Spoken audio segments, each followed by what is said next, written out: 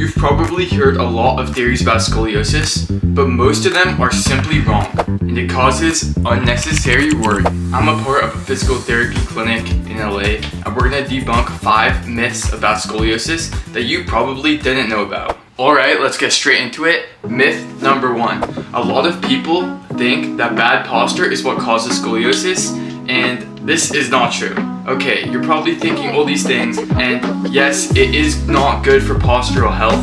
Bad posture is not good, and sitting slumped and all those things aren't good, but that is not the cause of your scoliosis, or what caused it, and many people think it does. So that is myth number 1. By the way, we train good posture for strength and alignment, but we're not going to attribute the scoliosis to your bad habits. Alright, let's get into myth number 2. The second myth is that so many parents think that their kid's getting scoliosis because of their heavy backpack.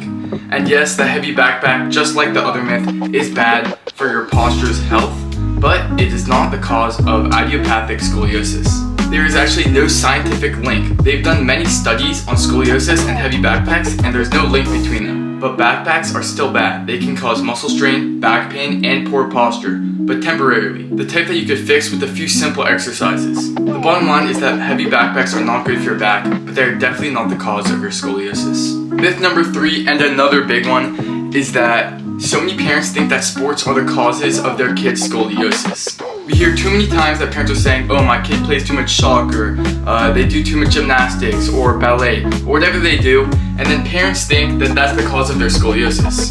But the reality truth is that there is no link, and they've done a bunch of studies to prove that there is no actual link between scoliosis and playing sports. In fact, a lot of PTs, physical therapists, think that sports is actually really good for spinal health, building bone density, getting that awareness that a kid needs when they develop, and it actually helps probably prevent the scoliosis.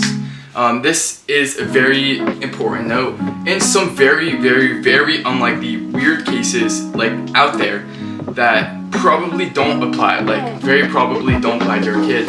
There's certain sports where if you do it to a really extreme amount, it could actually cause some minor idiopathic scolioses in the back, but that's only for the extreme cases, so you probably shouldn't worry about that. If you do think that could be happening for your kid, I would get that checked in with a physical therapist. But overall, sports are great for your kid and for preventing your kid's scoliosis, so I always recommend them in all stages of child development.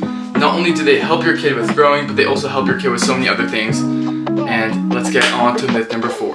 Myth number 4 is how you sleep.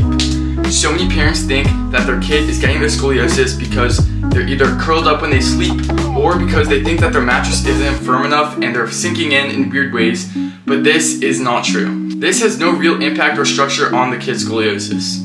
This doesn't really ever cause scoliosis because your body normally shifts around when you sleep. So that's just the base of it. You don't really have to worry about that. Like all the other myths, it is important to sleep on a comfortable mattress in a good position for your actual spinal health and just pain and falling asleep and just all the other benefits of sleeping correctly in general. And remember, I haven't spoken about this yet, but scoliosis is a 3D problem, meaning it's not just your spine going from side to side, but it's side to side or back and forth. Alright, let's get on to myth 5.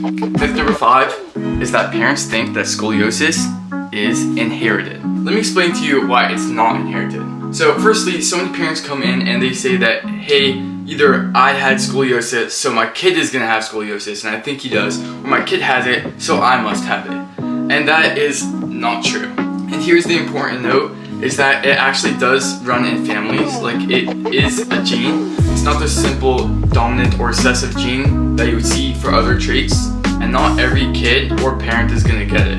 Most people have idiopathic scoliosis, which means that it's unknown scoliosis. We don't know the reason of it. It could be genetic, it could be something else, but we just don't know. But a lot of people think that since it's genetics, it's gonna be harder to cure, or you can't get rid of it because it's just in their genes, and this is not true. While a lot of people ask about family, we're not gonna blame the genetics.